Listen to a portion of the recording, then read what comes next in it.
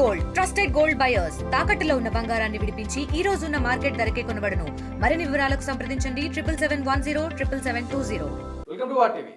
ఈరోజు ఒక sensitive topic and interesting topic గురించి మాట్లాడబోతా ఉన్నాం. సో ప్రతిరోజు కూడా మనం ఈ ఓలా, ర్యాపిడో, ఊబర్ ఇవి వాడుతూ ఉంటాం. కార్ కానీ, ఆటో కానీ, బైక్ ట్యాక్సీలు ఇవన్నీ వాడుతూ ఉంటాం. సో ఇప్పుడు ఇదైతే సెంట్రల్ నుంచి వీళ్ళకి పర్మిషన్ వచ్చింది, అయితే పీక్ అవర్స్లో మీరు ఛార్జెస్ పెంచుకోవచ్చు అంటూ కూడా ఒక పర్మిషన్ ఇవ్వడం జరిగింది. సో ఈ పెరిగిన ఛార్జెస్ మన కస్టమర్స్ మీద వేస్తారా, లేకపోతే ఓలా, ఊబర్, ర్యాపిడో తోలే డ్రైవర్స్ మీద వేస్తారా, లేకపోతే ఆ కంపెనీ భరాయిస్తుందా? ఏంటి అసలు ఇదంతా ఈ గజిబిజి ఏంటి అనేది కొంచెం కన్ఫ్యూజన్గా ఉంది. సో ఇలాంటి టెక్నికల్ మ్యాటర్ గురించి మాట్లాడడానికి మనతో ఉన్నారు విజయ్ ఘోష్ గారు. నమస్తే విజయ్ గారు. సో ఏంటంటారు, ఈ ఓలా, ఊబర్, ర్యాపిడోలకి పీక్ అవర్స్లో ఛార్జెస్ పెంచుకోవడానికి పర్మిషన్ ఇచ్చారు. సో ఇది ఎలా వర్కౌట్ అవుతుంది అంటారు? ఎవరి మీద బర్డెన్ పడే అవకాశం ఉంది ఇదంతా కూడా? సో ఈ పీక్ అవర్స్లో వీళ్ళు ఎందుకు పెంచవచ్చు అన్నారంటే, ట్రాఫిక్ ఎక్కువ ఉంటుంది. ఆ ట్రాఫిక్ సమయంలో ఈ వెహికల్స్ చాలాసేపు ఐడియల్ ఉండాలి, ఇంజిన్ రన్నింగ్లో ఉంటుంది, లేదంటే కనుక చాలా హడ్డిల్స్ ఉంటాయి కాబట్టి సో వాళ్ళు ఎక్కువ టైం వేస్ట్ అవుతుంది ఈ యొక్క జర్నీలో అని ఈ యొక్క డెసిషన్ తీసుకొని ఉండొచ్చు. నా పాయింట్ ఏంటంటే, అసలు ఈ ఓలా, ఊబర్ ఈ యొక్క ఇవన్నీ ప్లాట్ఫామ్స్ కూడా ఈ యొక్క కార్పొరేట్ ప్లాట్ఫామ్స్ ఎలా ఎక్స్ప్లాయిట్ చేస్తున్నారు అనే సబ్జెక్ట్ మీద నేను మాట్లాడదాం అనుకుంటున్నాను. సో ఈ సబ్జెక్ట్లో వచ్చేసరికి ఇప్పుడు ఆల్రెడీ ఎడ్యుటేషన్స్ నడుస్తున్నాయి. ఇప్పుడు ఆటో డ్రైవర్లు కానివ్వండి, క్యాబ్ యూనియన్స్ కానివ్వండి, వాళ్ళందరూ కూడా ఫైట్ చేస్తూ ఉన్నారు, ఈ బ్యాన్ చేయాలి, కర్ణాటకలో కూడా బ్యాన్ చేశారు అని. సో డీపర్గా మనం వెళితే కనుక దీనిలో ఉన్న ఇష్యూస్, దీనివల్ల లోకల్గా ఉన్న ఎంప్లాయ్మెంట్ ఎలా దెబ్బతింటుంటుంది. లోకల్గా ఇప్పుడు తెలంగాణ ఎకోసిస్టమ్ ఉంది. ఈ ఎకోసిస్టంలో ఏంటంటే ఎంతోమంది బయట నుంచి వచ్చి బతుకుతూ ఉంటారు. ఇక్కడ లోకల్ ఎకోసిస్టమ్ ఎందుకు రావాలి, ఇక్కడే ఉంటూ ఇక్కడ వెహికల్స్ కొనుక్కొని ఈ యొక్క కార్లు కానివ్వండి, ఆటోలు కానీ ఎప్పుడో కొనుక్కొని ఇంకా ఈఎంఐలు కూడా కంప్లీట్ అయ్యి ఉండవు, వాటిని పెట్టుకొని వాళ్ళు ఈ యొక్క డైలీ వాళ్ళు కష్టపడుతూ ఉంటారు. సో ఈ ర్యాపిడో కానివ్వండి, ఈ బైక్ ట్యాక్సీలు వచ్చిన తర్వాత వాళ్ళకి గ్రాడ్యువల్గా తగ్గిపోయింది అనమాట బిజినెస్ అనేది. రెండోది ఏంటంటే, చాలామందికి ఇష్టం లేదు వాళ్ళు ఇచ్చే రేట్స్. ఈవెన్ ఇప్పుడు వీళ్ళు చూసుకుంటే ఈ యొక్క ప్లాట్ఫామ్ అంటే ఈ యొక్క యాప్ అనేది ఈ మొబైల్ ఫోన్లో యాప్ ద్వారా వీళ్ళు ఇద్దరు రాజు రామును కలుపుతారనమాట. సో దానికి వీళ్ళు కమిషన్ అనేది తీసుకుంటూ ఉన్నారు. సో ఇప్పుడు కొత్తగా వాళ్ళు ఏం చేశారు, జీరో కమిషన్ పాలసీ అని తీసుకొని వచ్చారు. సో నేను అడిగేది ఏంటంటే, జీరో కమిషన్ పాలసీ అనేది ఉన్నప్పుడు మళ్ళీ పర్సంటేజ్ సిస్టమ్ని ఎందుకు ఉంచారు? సో ఇదేంటంటే మభ్య పెట్టడానికి, రైడర్లను మభ్య పెట్టడానికి, ఇప్పుడున్న క్యాబ్ యూనియన్స్ని మభ్య పెట్టడానికి 0% కమిషన్ బేసిస్. అంటే ఇప్పుడు ఒక బైక్ ట్యాక్సీని ఎగ్జాంపుల్ తీసుకోండి, దాంట్లో మీరు 200 రూపాయలు కట్టండి, కడితే 2600 రూపాయల వరకు వాడు ఆ యొక్క బైక్ ట్యాక్సీ అతనికి ఈ యొక్క బిజినెస్ వస్తుందన్నమాట. 200 రూపాయలకి ప్రతి 200 రూపాయలకి 2600 రూపాయలు ట్రిప్లు వేసుకుంటూ ఉంటాడు.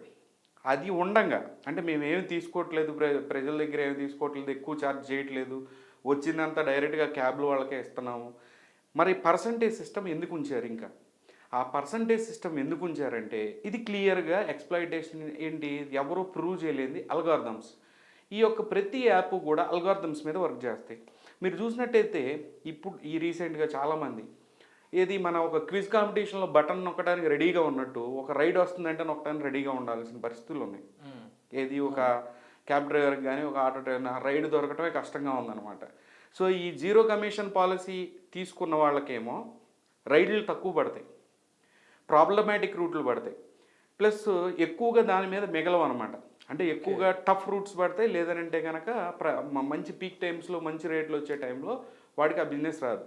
పర్సంటేజ్ ఇచ్చేవాడికి ఆ అల్గారిథం ఏం చేస్తుందంటే, ఈ యొక్క ఆర్డర్ని వాళ్ళకి రీడివేట్ చేసింది. సో అంటే కంప్లీట్గా వాడి చేతిలోనే ఉంది, అయితే ఆల్గరిథమే డిసైడ్ చేస్తుంది.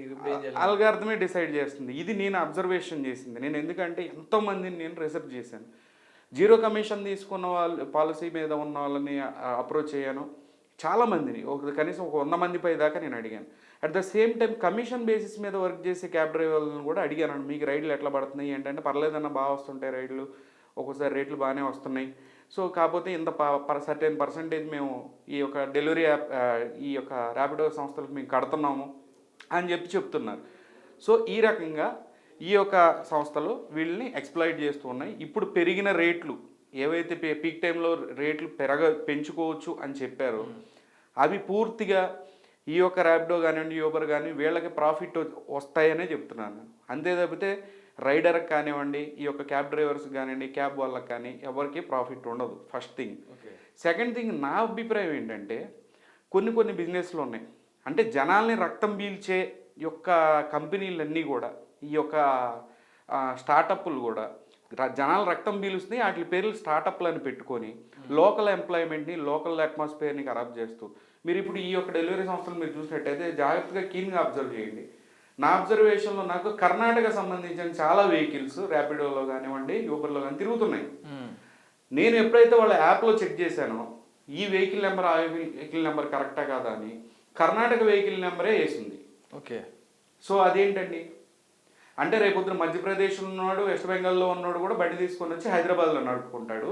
ఇక్కడ ఉన్న ప్రజలు ఏమవుతారు, ఇక్కడ కొనుక్కొని ఇక్కడ బతుకుతూ ఉన్న వాళ్ళు ఏమైపోతారు? ఈ రకంగా ఈ కార్పొరేట్ సంస్థలు, నార్త్ నుంచి వచ్చిన ఈ కార్పొరేట్ సంస్థలు ఈ విధంగా లోకల్ ఎంప్లాయ్మెంట్ని, మన డబ్బంతా స్టేట్ నుంచి అట్లానే పోయేది. నేను చెప్తుంది, ఈ యొక్క సంస్థల ద్వారా మనం డబ్బులు కట్టినప్పుడు ఈ సంస్థలు ఇక్కడ రిజిస్టర్ అయ్యి ఉండవు, మొత్తం ఢిల్లీ, ముంబై ఎక్కడో ఉంటాయి. ఆ రాష్ట్రాలకే వెళ్తుంది కదా ఈ యొక్క వచ్చే ప్రాఫిట్ అంతా. కొన్ని వేల కోట్లు అటు తరలిపోతూ ఉంది. సో నేనంటుంది ఏంటంటే యాప్ బేస్డ్, అంటే మీరు ఇప్పుడు యాప్ ఇన్స్టాల్ చేసుకున్నారు, నెలకి 50 రూపీసో 20 రూపీసో మీరు పే చేయండి అని తీసుకోవాలి. కానీ ప్లాట్ఫామ్ ఛార్జీలు ఎంత ఉంటాయండి? వీడు చేసింది ఏంటి, ఒకటే ప్లాట్ఫామ్. ఆ ప్లాట్ఫామ్ ఫోన్ పగిలైతే బయటికి రాదు, ఫోన్లోనే ఉంటుంది. ఆ ఒక ప్లాట్ఫామ్కి ఏదో అప్గ్రేడ్ చేస్తూ ఉంటారు. కానీ చూస్తేనేమో ప్రాఫిట్స్, అన్యూజువల్ ప్రాఫిట్స్ వాళ్ళకి, కొన్ని వేల కోట్లు వాళ్ళకి ప్రాఫిట్లు వస్తున్నాయి. అంటే సంపాదించడం తప్ప అంటే తప్పు కాదు, కానీ ఈ రకంగా ప్రజల మీద పడి కష్టజీవులు రక్తాన్ని పీలుస్తూ ఈ యొక్క కార్పొరేట్ కంపెనీలు చేస్తున్న ఈ యొక్క ప్రొసీజర్ అనేది కరెక్ట్ కాదంటున్నా. సో ఈ టైం ఇప్పుడు సెంట్రల్ పర్మిషన్ ఇచ్చింది పెంచుకోవడానికి. సో ట్రాఫిక్లో మీరు వెయిట్ చేయడం వల్ల పెంచుకోవడానికి అవకాశం ఇస్తున్నారు. సో ఏదైతే ఆటోలు కానీ, బైకులు కానీ, కార్లు కానీ వీళ్ళ డీజిల్, పెట్రోల్ వీళ్ళ ఖర్చు అవుతూ ఉంటుంది. సో వచ్చే లాభాలు మాత్రం కంపెనీకి. మరి అదే కదా, ఇప్పుడు పెట్రోల్ ఎవరిది? రైడర్ వాడే పెట్రోల్ వాడిది వెహికల్. కారు, క్యాబ్ డ్రైవరు, దానిలో వేసే డీజిల్ తనదే. మెయింటెనెన్స్ ఖర్చులు ఏమి వీడు ఇవ్వట్లేదు కదా, మెయింటెనెన్స్ వీళ్ళే చేసుకుంటున్నారు. ప్లస్ వాళ్ళ యొక్క లైఫ్ని దాని మీద పెట్టి జీవనాధారంగా బతుకుతున్న ఒక రకమైన వ్యాపారం అనుకోండి, ఒక ఎంప్లాయ్మెంట్ అది. ఇప్పుడు గవర్నమెంట్ కాదు, సెల్ఫ్గా వాళ్ళు డైలీ బేసిస్ మీద, డైలీ వేజెస్ మీద వాళ్ళు అట్లా బతుకుతూ ఉంటారు. దీనిలో కార్పొరేట్లు ఎంటర్ అయ్యి వచ్చారు. సరే, ఎందుకు వచ్చారు? వాళ్ళు ఏమంటారు, ప్రజలు కూడా ఏమంటారు అంటే మాకు ఈజీగా వెహికల్ దొరుకుతుంది, ర్యాపిడో కానీ ఊబర్ కానీ వచ్చింది. అవును, దొరుకుతుంది, ఇబ్బంది లేదు. కార్పొరేట్ ముందు వచ్చినప్పుడు అంతే చేస్తాడు, ఫ్రీ బీస్ పెడతాడు, ఫ్రీ లేదంటే 20% డిస్కౌంట్. మీరు చూసినట్లయితే రిజిస్టర్ చేసుకున్నప్పుడు first ride free, second ride free అని చెప్పి రిజిస్టర్ చేయించుకున్నాడు. వాడు ఇప్పుడు ఒక స్టేజ్కి వచ్చాడు, ఇక్కడ సెంట్రల్ నుంచి రేట్లు పెంచుకోవచ్చు అనే స్టేజ్కి వచ్చాడు. దానివల్ల రైడర్లకి, ఊబర్ డ్రైవర్లకి వీళ్ళకేం ప్రాఫిట్ ఉండదు. దాని తర్వాత ఇంకా పెంచుకుంటూ పోతాడు, దాన్ని ఎక్స్ప్లాయిట్ చేసుకొని. అప్పుడు చివరాఖరికి మనము ఆ కార్పొరేట్ల కింద స్లేవ్ కింద బతుకుతున్నట్టు, అలాగే ఈ యొక్క డ్రైవర్లు కూడా వాళ్ళ కింద స్లేవ్గా బతుకుతున్నట్టే అవుతుంది అంటున్నాను నేను. సో నేను ఈ కార్పొరేట్ కంపెనీలకి కొన్ని బిజినెస్లోకి వచ్చేసరికి గవర్నమెంట్ కూడా చాలా స్ట్రిక్ట్ గైడ్ లైన్స్ ఇవ్వాలి. ఎందుకనంటే లోకల్గా జరిగే ఆ ఎకో సిస్టంలో జరిగే ఆ యొక్క ఎంప్లాయ్మెంట్ని, ఆ యొక్క వ్యాపారాలని దెబ్బతీయకుండా వాళ్ళు వ్యాపారం చేసుకోవాలి. అలాంటప్పుడు వాళ్ళ యాప్కి సంబంధించి ఏదైనా ఒక ఇంత రుసుమని పెట్టుకొని కలెక్ట్ చేసుకోవాలి తప్ప ప్రతి రైడ్ మీద ఈ రకంగా పర్సంటేజ్ సిస్టమ్ని ఎందుకు ఉంచారు? తీసేయాలి. అప్పుడు సెంట్రల్ ఇచ్చిన ఏదైతే గైడ్ లైన్ ఇచ్చిందో పీక్ అవర్స్లో రేట్లు పెంచుకోవచ్చు అనే సబ్జెక్ట్లో అప్పుడు అందరూ హర్షిస్తారు. కానీ దానివల్ల వీళ్ళకే లాభం కదా. ఇప్పుడు 4 రోజులు ఇది నడుస్తుంది, 0 కమిషన్ బేసిస్ అనేది 4 రోజులు నడుస్తుంది. కానీ కమిషన్ బేసిస్ మీద ఈ యొక్క యాప్లకి కమిషన్ బేసిస్ మీద పనిచేసేవాడికి ఎక్కువ వస్తున్నప్పుడు 0 కమిషన్ బేసిస్ మీద ఎవడు ఉంటాడు? మళ్ళీ అందరూ దానికే షిఫ్ట్ అవుతారు. మీకు అర్థమవుతుంది కదా. సో మీరు అవి చూడొచ్చు. నేను రోడ్డు మీద చాలా వెహికల్స్ని రిసర్చ్ చేస్తే ఎక్కువగా కూడా కోల్కతా నుంచి ఉన్న పీపుల్ ఎక్కువ తోలుతూ ఉన్నారు. నంబర్ ఒకటి ఉంటుంది, ఇంకో నెంబర్ ఉన్న వెహికల్స్ తిప్పుతూ ఉన్నారు. మానిటరింగ్ లేదు, ఏం జరుగుతుందన్న మానిటరింగ్ లేదు. ఈ బైక్ ట్యాక్సీల మీద చాలా మాటికి ఈ డ్రగ్స్ అని సప్లై అవుతూ ఉన్నాయి. డెలివరీల పేరు మీద, లేదంటే ప్యాకేజ్ డెలివరీల పేరు మీద కూడా చాలా వాటికి డ్రగ్స్ సప్లై అవుతున్నాయి. అలాంటి కేసులు కూడా ఆల్రెడీ నమోదైన మీరు వీడియోలు కూడా చూస్తున్నారు. సో వీటికి ఆన్సర్ చెప్పకుండా ఈ యొక్క కంపెనీలు సరే ప్రజలు కంఫర్ట్ ఫీల్ అవుతున్నారు కాబట్టి వాళ్ళు కామ్గా ఉన్నారు. నేనేమంటానంటే లోకల్గా ఉన్న కష్టపడే ఈ డ్రైవర్లు కానివ్వండి, ఆటో డ్రైవర్లు కానివ్వండి, బట్ మీరు అన్నట్టు బైక్ డ్రైవర్లు అన్నప్పుడు పాయింట్ గుర్తొచ్చింది. సో ఇప్పుడు ఎక్కడికి నుంచో వచ్చి బైక్ డ్రైవర్స్ తోలుతా ఉన్నారు. సో ఈ బైక్ ట్యాక్సెస్ వల్ల ఎవరికి ఎక్కువ ఇంపాక్ట్ పడే అవకాశం ఉందంటారు? సో మనకైతే సేఫ్గానే 30-40 రూపాయలు వెళ్ళిపోతున్నాం మనం అనుకుంటాం. సో ఎవరికి ఇంపాక్ట్ ఎక్కువ పడుతుంది అంటారు? ఇంపాక్ట్ ఎవరి మీద పడుతుంది ఇది ఒక క్వశ్చన్. అందరూ అదే కదా. ఇప్పుడు ఏంటి డివైడ్ అండ్ రూల్ లాగా కార్పొరేట్ కంపెనీలు కామ్గా కూర్చున్నాయి. ఏమని ఈ బైక్ ట్యాక్సీలు చేసే వాళ్ళంతా కూడా ఎక్కువగా ఇంజనీరింగ్ స్టూడెంట్స్ పిల్లలు ఏదో పార్ట్ టైం తిప్పుకుంటున్నారు. వీళ్ళని కదిలిచ్చామనుకోండి అంటే మేము బతుకుతున్నాం కదా అని వీళ్ళు అంటారు. వీళ్ళు ఏమంటారంటే మేము 4 లక్షలు పెట్టి కారు కొనుక్కుని వీళ్ళు గొడవ పడుతున్నారు. కానీ విషయం ఏంటంటే మన హైదరాబాద్కి ఇంకా వెహికల్స్ కావాలి నిజంగా చెప్పాలంటే. కానీ బయట రాష్ట్రాల నుంచి ఫ్లడ్ అయిపోయింది. ఇప్పుడు ఎగ్జాంపుల్ వరంగల్ లేదంటే కనుక వేరే స్టేట్, మన తెలంగాణలో వేరే స్టేట్ తీసుకోండి. వరంగల్లో తిప్పుకున్నాడు వరంగల్లో తిప్పుకోవాలి, ఆంధ్రాలో తిప్పుకున్నాడు ఆంధ్రాలో తిప్పుకోవాలి. ఆంధ్ర వెహికల్స్ ఇక్కడికి వచ్చి తిరగడం, లేదంటే బెంగళూరులో ఉన్న వెహికల్స్ ఇక్కడికి వచ్చి తిరగడం, వెస్ట్ బెంగాల్లో ఉన్న వెహికల్స్ ఇక్కడికి వచ్చి తిరుగుతున్నప్పుడు మరి అంతే గొడవలు అవుతాయి. మరి అందరికీ రాదు కదా ఆ బిజినెస్ అనేది. బైకులు మనకి కావాల్సిన బైకులు ఉన్నాయి, కావాల్సిన కార్లు ఉన్నాయి, వాటికి సరిపోతుంది ఈ ఎకో సిస్టమ్. అవుట్ సైడ్ నుంచి వచ్చినప్పుడు ఈ ప్రాబ్లం ఇంకా రైజ్ అవుతుంది అని అంటున్నాను. సో మెయిన్గా వేట్లకి కూడా నేను అడిగిన క్వశ్చన్కి వాళ్ళు ఆన్సర్ చేయలేదు ఇంకా కూడా మార్కెట్లో. వాళ్ళు ఏంటంటే కామ్గా ఉన్నారు, ఎందుకంటే వాళ్ళు మానిటరింగ్ చేయలేరు, అక్కడ ఫెయిల్ అయ్యారు ఈ కంపెనీలు. అందుకని ఈ గొడవలన్నీ జరుగుతున్నాయి. ముందు ఇక్కడ వేరే స్టేట్లకు సంబంధించిన వెహికల్స్ ఏవైతే తిప్పుతున్నారో పర్మిషన్ లేకుండా వాటిని రెగ్యులేట్ చేయాలి. పూర్తిగా కేవైసీ ఆధారిత కేవైసీ ఇక్కడ లోకల్గా ఉండే ప్రజలు, ఇక్కడ లోకల్గా ఉండే యొక్క డ్రైవర్లు కానీ ఆ ఆధారిత సిస్టమ్ని ఏమన్నా తీసుకొచ్చి దాంతో అథెంటికేట్ చేసి వాళ్ళే ఇంత పెద్ద కంపెనీలు ఉన్నాయి కాబట్టి వాళ్ళే ఒక ప్రాపర్ ప్రొసీజర్లో ఈ వెహికల్స్ మాత్రమే తిరగాలి, ప్రతిదానికి ఒక సిస్టమేటిక్ కేవైసీ సిస్టమ్ అనేది పెట్టుకుంటే కనుక ఇలాంటి ఇష్యూస్ అన్నీ క్లియర్ అవుతాయి అంటున్నా. ఆ ఎఫెక్ట్ ఆటోల మీద కానివ్వండి, చిన్న చిన్న క్యాబ్ డ్రైవర్ల మీద కానివ్వండి పడదు అని చెప్తున్నాను. రైట్. ఫైనల్గా ఒక ఫైనల్ క్వశ్చన్, మీ అనాలిసిస్ ప్రకారం ఇంకా ఎలాంటి రూల్స్ పెడితే ఈ తగ్గేది అవకాశం ఉంది? ఎందుకంటే పీక్ అవర్స్ మీరు అన్నట్టు ఆల్గరిథం ఏదైతే 0 కమిషన్ మీద తీసుకున్నవాడు ఆల్గరిథం మోసం చేస్తుంది, పర్సన్ ఇన్వాల్వ్ అవ్వట్లేదు. సో ఎలాంటి రూల్స్ పెడితే బాగుంటుంది అంటారు? ఇప్పుడు సెంట్రల్ పర్మిషన్ ఇచ్చేసింది.